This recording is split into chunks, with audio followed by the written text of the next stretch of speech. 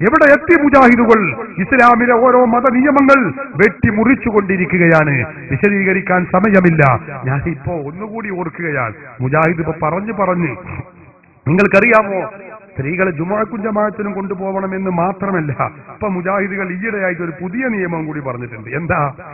മുജാഹിദുകൾ സ്ത്രീകൾക്ക് ജുമുഅക്കും ജമാഅത്തിനൊക്കെ പോകണമെങ്കിൽ പഴയതുപോലെയല്ലല്ലോ, ഈ യാത്രാ സൗകര്യങ്ങൾ കൂടിയ കാലഘട്ടമാണ്.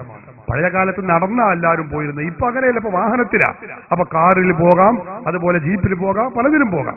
ഇപ്പൊ അതൊന്നുമല്ല. ലാസ്റ്റ് ഒരു മുജാഹിദ് സുല്ലമിയോട് ചോദ്യമാണ്. എന്താ ചോദ്യം? അല്ല, സ്ത്രീകൾക്ക് ബൈക്കിൽ യാത്ര ചെയ്യാമോ? ബൈക്കിൽ യാത്ര ചെയ്യാമോ? എങ്ങനെ?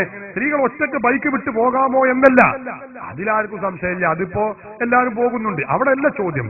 ചോദ്യത്തിന്റെ മർമ്മമുള്ളത് എവിടെയെന്ന് ചോദിച്ചാൽ, അന്യ പുരുഷൻ ഓടിച്ചുകൊണ്ടിരിക്കുന്ന ബൈക്കിന്റെ പിന്നിലിരുന്ന് സ്ത്രീകൾക്ക് യാത്ര ചെയ്യാമോ? അന്യപുരുഷൻ ഇതിങ്ങനെ ഓടിക്കാണ്, അതിന്റെ പിന്നിൽ സ്ത്രീകൾക്ക് കയറിപ്പറ്റി പോകാമോ? സ്വാഭാവികമായ ചോദ്യം. മുജാഹിദിന്റെ വനിതാ മാസിക പുടവയാണ് എന്റെ കയ്യിൽ, അതിലാണ് ഈ ചോദ്യം. അപ്പോ ചോദ്യത്തിന് പ്രസക്തിയുണ്ട്. കാരണം സജീവ പ്രവർത്തകനായ അയ്യസുബുകാരന്റെ ഭാര്യയാണ്, അവൻ ഗൾഫിലാണ്, ഭാര്യക്ക് പള്ളിക്ക് പോകണം, വേറെ മാർഗമൊന്നുമില്ല. അടുത്ത വീട്ടിൽ സജീവ പ്രവർത്തകൻ അയ്യസമ്മുകാരനുണ്ട്, അവന് ബൈക്കും ഉണ്ട്, അവൻ ഏതായാലും പള്ളിക്ക് പോവാൻ, എന്നാ അതിന്റെ മേലാണ് ചാടിയിരുന്ന് പോകാൻ പറ്റുമോ? ചോദ്യം നല്ല പ്രസക്തം തന്നെയാണ്. അതായിരിക്കും അതിന്റെ താല്പര്യം. അപ്പൊ മൗലവിയുടെ സുല്ലമിയുടെ ഫത്വ നിങ്ങൾ ചിന്തിക്കണം. എന്താ ഫത്വ എന്നറിയോ? മറുപടി കേട്ടോളൂ, വിശദീകരിക്കാൻ സമയമില്ല. എന്നാൽ ഇസ്ലാം നിർദ്ദേശിച്ച മര്യാദകൾ പാലിച്ചുകൊണ്ട്